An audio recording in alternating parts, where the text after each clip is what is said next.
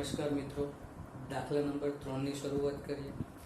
દાખલા નંબર 3 ની અંદર ગણ એ કે જેની અંદર 1 થી 6 ઘટકો છે, એ 6 ઘટકો વાળા ગણ એ ઉપર વ્યાખ્યાયિત સંબંધ R એ આ રીતે વ્યાખ્યાયિત છે કે R એ ક્રમયુક્ત જોડોનો ગણ છે કે જેમાં y એ x વડે વિભાજ્ય છે. મતલબ ક્રમયુક્ત જોડનો બીજો ઘટક એ પહેલા ઘટક દ્વારા વિભાજ્ય હોય તો એ ક્રમયુક્ત જોડ R ની અંદર આવશે.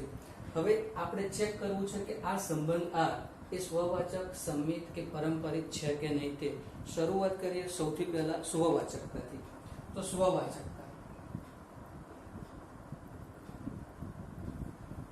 સ્વવાચકતાની શરત શું કહે છે કે પ્રત્યેક ઘટક a belongs to a માટે ક્રમયુક્ત જોડ એ R માં હોવી જોઈએ. અહીંયા ટોટલ 6 ઘટકો છે ગણ એની અંદર. એ દરેક ઘટક માટે બનતી ક્રમયુક્ત જોડ 1 1 R માં હોવી જોઈએ, 2 2 R માં હોવી જોઈએ, 3 3 R માં હોવી જોઈએ, એ રીતે 6 6 R માં હોવી જોઈએ. પણ એ R માં ક્યારે હોય તો એના માટે શું જોઈએ કે આ શરતનું પાલન થતું હોવું જોઈએ કે બીજો ઘટક એ પહેલા ઘટક દ્વારા વિભાજ્ય થવો જોઈએ. તો એ તો શક્ય છે કારણ કે દરેક બીજો ઘટક 1 1 લઉં તો 1 એ 1 વડે વિભાજ્ય કહેવાય, 2 એ 2 વડે વિભાજ્ય કહેવાય, આ રીતે 6 પણ 6 વડે વિભાજ્ય કહેવાય. આમ for all x belongs to a માટે x એ x વડે વિભાજ્ય છે. સમજો, પ્રત્યેક x belongs to a માટે x માં એ અહીં a માંથી કોઈ પણ ઘટક લો અને એ કોઈ પણ ઘટક લેશો તો એના માટે એ પોતે તો પોતા વડે વિભાજ્ય છે અને એટલે જ હું કહી શકું આ શરતનું પાલન થાય છે એટલે ક્રમયુક્ત જોડ xx belongs to R આવશે. અને R થાય તો હું કહી શકીશ કે આ સંબંધ R એ સ્વવાચક છે. સંબંધ R એ સ્વવાચક છે. ત્યાર પછી વાત કરીએ સંમિતતાની.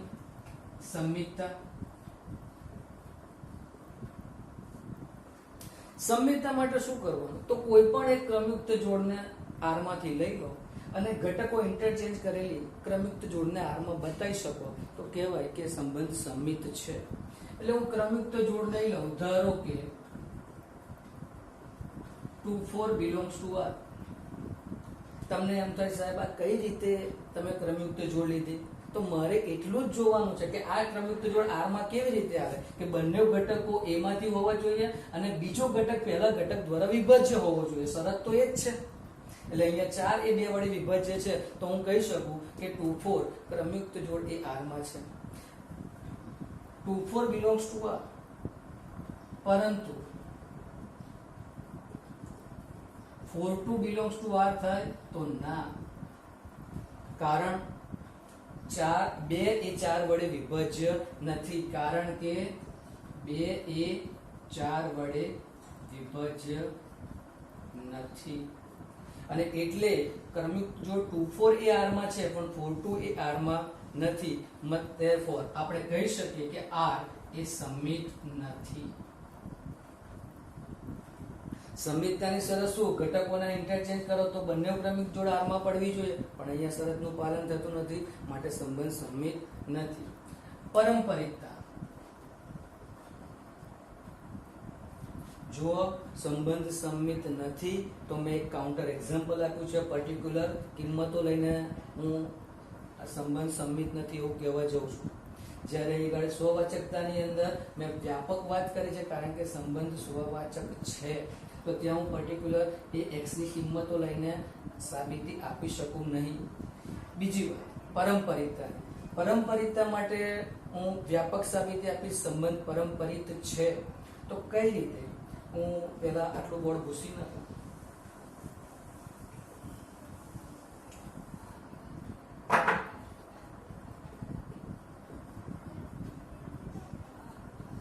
પારંપરિકતાની શરત શું છે કે બે ક્રમયુક્ત જોડોને R માંથી લો. ખાસિયત યાદ રહેવી જોઈએ કે પહેલી ક્રમિક જોડનો બીજો ઘટક ને બીજી ક્રમિક જોડનો પહેલો ઘટક સરખા હોવા જોઈએ. એટલે હું ધારી લઉં છું, ધારો કે AB અને BC belongs to R. બે ક્રમયુક્ત જોડને મેં R માંથી લીધી. AB અને BC belongs to R. અહીંયા બે ઘટકો સરખા દેખાય છે તમને? ઓકે. અને જો એ સિવાયના ઘટકો A અને C થી બનતી ક્રમયુક્ત જોડને જો હું R માં બતાવી શકું તો હું કહી શકું કે સંબંધ પરંપરિત છે. તો આ બે ક્રમયુક્ત જોડને મેં R માંથી ધારી લીધી કે આ બે R માં છે જ. હવે AB R માં છે એનો અર્થ શું? AB ક્રમયુક્ત જોડ R માં ક્યારે હોય? તો આ શરતનું પાલન થાય તો. કારણ કે સંબંધ તો આ રીતે વ્યાખ્યાયિત છે કે બીજો ઘટક એ પહેલા ઘટક દ્વારા વિભાજ્ય હોય. અહીં આગળ AB ને R માંથી લીધી છે, આનો અર્થ એ થાય કે B એ A વડે વિભાજ્ય છે. અને B એ A વડે વિભાજ્ય હોય તો હું એમ લખી શકું કે B =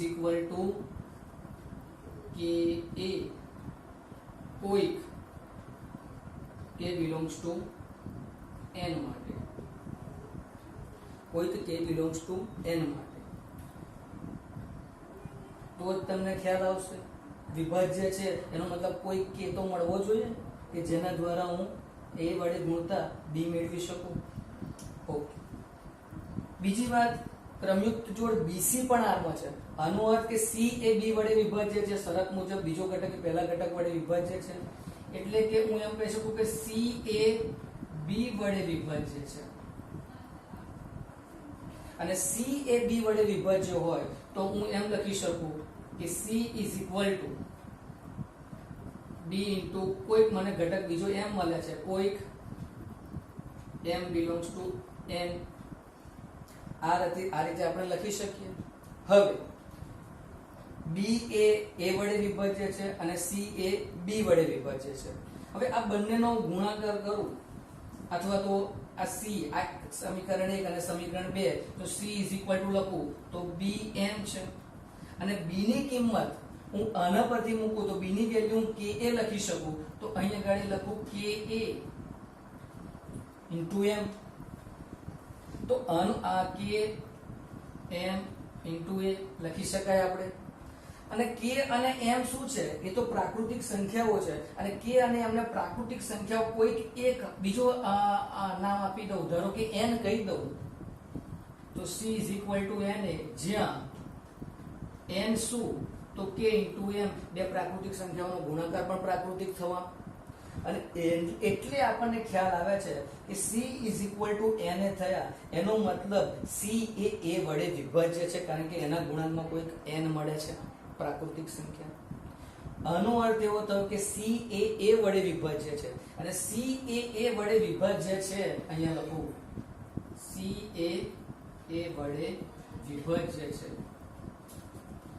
Therefore ક્રમયુક્ત જોડ AC belongs to R કહેવાય, કારણ કે બીજો ઘટક એ પહેલા ઘટકથી વિભાજ્ય હોય તો એ ક્રમયુક્ત જોડ R માં આવે. એ સંબંધની વ્યાખ્યા જ કહે છે. એટલે આમ હું કહી શકું, મેં શું સાબિત કર્યું? ફરીથી ધ્યાન આપો કે ક્રમયુક્ત જોડ AB અને BC ને R માં લીધી અને ક્રમયુક્ત જોડ AC ને મેં R માં બતાવી. અને એટલે હું કહી શકું કે સંબંધ R એ પારંપરિક છે.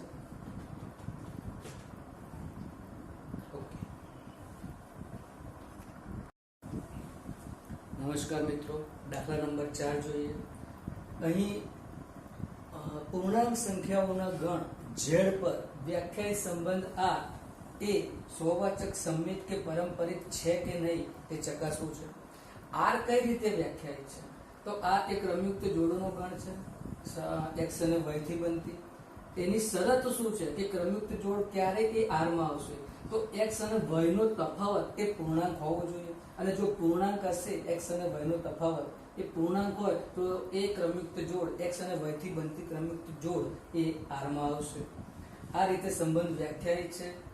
શરૂઆત કરીએ સ્વવાચકતાથી. સ્વવાચકતા.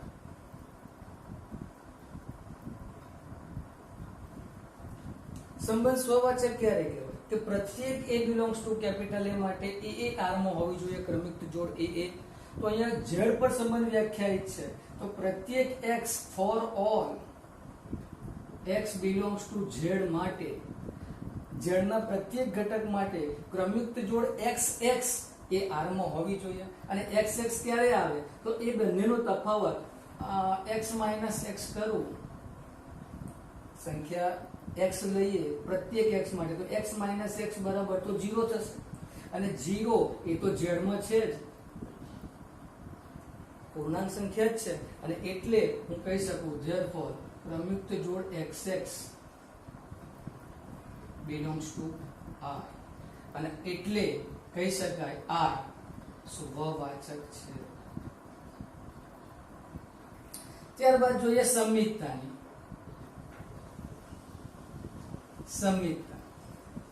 સંમિતતા માટે શું? તો કોઈ એક ક્રમયુક્ત જોડને આપણે R માંથી લઈ લો. ધારો કે ક્રમયુક્ત જોડ AB belongs to R. આ ધારી લો કે AB R માં છે એ લઈ લો. AB R માં છે પણ AB R માં ક્યારે હોય કે A અને B નો તફાવત પૂર્ણાંક હોવો જોઈએ. એટલે હું એમ લખીશ કે R માં છે એનો અર્થ એ થાય કે A - B એ પૂર્ણાંક છે. A - B એ પૂર્ણાંક છે. A - B એ પૂર્ણાંક હોય તો B - A પણ પૂર્ણાંક જ થાય. B - A પૂર્ણાંક થાય અને B - A પૂર્ણાંક થાય તો હું એમ કહી શકું કે ક્રમયુક્ત જોડ B A એ પણ R માં જ આવશે. A - B એ પૂર્ણાંક હોય તો AB ક્રમયુક્ત જોડ R માં આવે. B - A પૂર્ણાંક હોય તો B A ક્રમયુક્ત જોડ R માં આવશે અને therefore આપણે કહી શકીશું AB ને R માં લીધી અને BA ને R માં બતાવી એનો મતલબ જ એ થયો કે આ સંબંધ R એ સંમિત છે. ત્યારબાદ ચેક કરીએ પારંપરિકતાની શરત ત્રીજી. પારંપરિકતા માટે શું કરવું? તો બે ક્રમયુક્ત જોડને R માંથી લઈ લો. ધારો કે AB અને BC belongs to R. AB અને BC belongs to R અને ક્રમયુક્ત જોડ AC ને હું R માં બતાવીશ તો સંબંધ પારંપરિક સાબિત થશે. AB ક્રમયુક્ત જોડ R માં છે આનો અર્થ એ થાય કે A - B એ પૂર્ણાંક છે. ક્રમયુક્ત જોડ BC R માં છે એનો અર્થ એ થાય તથા ક્રમયુક્ત જોડ BC એ R માં છે એનો મતલબ B - C એ પૂર્ણાંક છે. અને જો હું આ બંનેનો સરવાળો માર દઉં A - B અને B - C નો, કેમ કે બંને પૂર્ણાંક સંખ્યાઓ છે અને પૂર્ણાંક સંખ્યાઓનો સરવાળો પણ પૂર્ણાંક થાય એટલે હું એમ કહી શકું કે A - B વત્તા B - C આ બે પૂર્ણાંક સંખ્યાઓનો સરવાળો પણ પૂર્ણાંક થાય એટલે પૂર્ણાંક છે અને આ B કેન્સલ આઉટ થતા A - C પૂર્ણાંક છે અને A - C પૂર્ણાંક હોય તો ક્રમયુક્ત જોડ AC એ R માં આવશે કારણ કે શરત મુજબ બે તફાવત જો પૂર્ણાંક મળે તો એનાથી બનતી ક્રમયુક્ત જોડ R માં આવે એટલે ક્રમયુક્ત જોડ AC R માં છે. મેં શું સાબિત કર્યું? તો AB અને BC ને R માંથી લીધી અને AC ને R માં બતાવી અને આનો જ અર્થ એ થયો કે R એ પારંપરિક છે. સંબંધ R એ પારંપરિક સંબંધ છે. નમસ્કાર મિત્રો, આ પ્રશ્ન 1ના 5મા દાખલાની અંદર આપણે બીજા 5 દાખલા છે. 5મા દાખલાની અંદર 5 છે પરંતુ તે પૈકી આપણે હું માત્ર એક જ ની ચર્ચા કરું છું અને બાકીના 4 એ તમારા માટે સ્વપ્રયત્ન માટે છોડું છું તો તમે ઘરેથી એની પ્રેક્ટિસ કરશો. ઓકે, જોઈએ દાખલા નંબર 5 નો પહેલો કે ગણ એ કયો છે? તો કોઈ એક નગરમાં વસતા મનુષ્યોનો ગણ, બધા જ મનુષ્યોનો ગણ એ છે અને એના ઉપર એક સંબંધ વ્યાખ્યાયિત કર્યો છે R ની અંદર ક્રમયુક્ત જોડ x અને y છે અને શરત શું છે કે x અને y એક જ સ્થળે કામ કરે છે. ઓબ્વિયસ વસ્તુ છે કે R એ A પરનો સંબંધ છે મતલબ એ A ક્રોસ A નો ઉપગણ થાય અને A ક્રોસ A નો ઉપગણ મતલબ દરેક ક્રમયુક્ત જોડના બંને ઘટકો x અને y એ A માંથી હોવા જોઈએ અને x અને y એમાંથી એ તો મનુષ્યનો ગણ છે એટલે x અને y પણ વ્યક્તિઓ જ છે. પણ એ ક્રમયુક્ત જોડ બે વ્યક્તિઓથી બનતી ક્રમયુક્ત જોડ R માં ક્યારે આવશે કે બંને એક જ સ્થળે કામ કરતા હોવા જોઈએ. આ શરત છે. આ શરતનું પાલન થાય તો એ ક્રમયુક્ત જોડ R માં આવે. એ બે વ્યક્તિઓથી બનતી ક્રમયુક્ત જોડ એ R માં આવશે. ચેક કરીએ કે આ સ્વવાચક સંમિત કે પરંપરિત છે કે નહીં. તે સ્વવાચકતા સૌથી પહેલો ગુણ.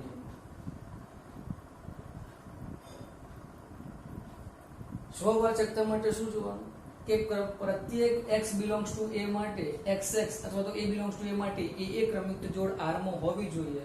તો હું એમ કહું કે for all x belongs to a માટે, મતલબ હું પ્રત્યેક મનુષ્યની વાત કરું છું, અને પ્રત્યેક મનુષ્ય માટે ક્રમિક જોડ xx એ r માં આવશે. તો એ તો ઓબ્વિયસ આવે જ, કારણ કે xx r માં ક્યારે આવે કે x અને x એક જ સ્થળે કામ કરતા હોય છે. તો એક વ્યક્તિ તો એક જ સ્થળે કામ કરશે, અને એટલે ક્રમિક જોડ r માં છે જ. For all x belongs to a માટે કોઈ પણ વ્યક્તિ ઉઠાવી લો આ ગણેમાંથી, અને એના દ્વારા જ બનતી ક્રમિક જોડ એ r માં છે જ. એ તો સ્પષ્ટ છે. therefore r એ સ્વવાચક છે.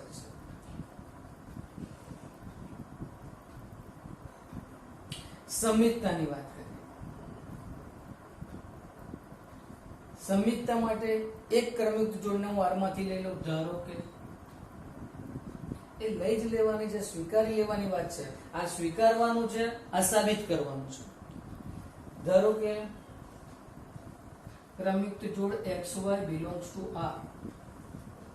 xy belongs to r મેં લઈ લીધું. એનો અર્થ શું થયો? એટલે કે એનો અર્થઘટન આ છે કે xy r માં ક્યારે હોય કે x અને y એક જ સ્થળે કામ કરે છે, એ એનું અર્થઘટન થયું. તો જે ક્રમિક જોડ r માં છે, એટલે કે x અને y એક જ સ્થળે કામ કરે છે. x અને y એક જ સ્થળે કામ કરતા હોય તો y અને x એક જ સ્થળે કામ કરશે. x અને y એક જ સ્થળે કામ કરે તો y અને x પણ એક જ સ્થળે કામ કરશે, અને y અને x એક જ સ્થળે કામ કરે તો ક્રમિક જોડ yx r માં આવે, અને ક્રમિક જોડ xy ને r માંથી લીધી અને yx ને r માં બદલાઈ. એનો જ અર્થ એ થયો કે r સંબંધ r એ સંમિત છે. સ્વવાચકતા અને સંમિતતાનો ખ્યાલ આવી ગયો. પરંપરિતતાની વાત કરીએ.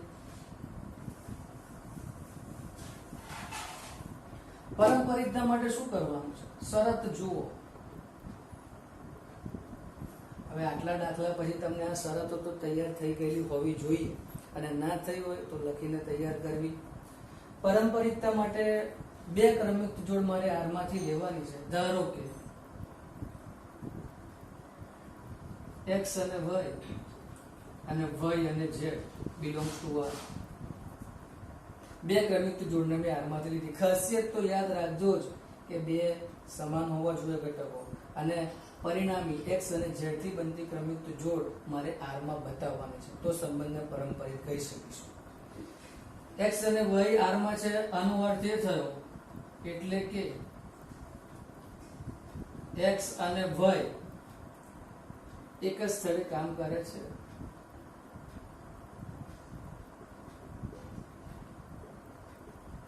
એક જ સ્થળે કામ કરે તો જ તે ક્રમિક જોડ r માં છે. તથા yz belongs to r છે, એ પણ મેં લઈ લીધું છે, અને એનો જ અર્થઘટન એ થાય કે y અને z એક જ સ્થળે કામ કરે છે. x અને y એક જ સ્થળે કામ કરે છે, y અને z એક જ સ્થળે કામ કરે છે. આનો મતલબ શું? x અને z એક જ સ્થળે કામ કરે. therefore હું લખી શકું x અને z એક જ સ્થળે કામ કરે છે, અને એટલે ક્રમિક જોડ xz belongs to r થશે. xy અને yz ને r માંથી લઈ લીધી અને xz ને r માં બતાવી, અને એટલે જ સંબંધ r એ પરંપરિત છે. પરંપરિત સંબંધ છે. મિત્રો, આ એક દાખલાની વાત કરી એ. ત્યાર પછી B, C, D અને E એ તમને હોમવર્કમાં આપું છું, તે તમે સોલ્વ કરશો.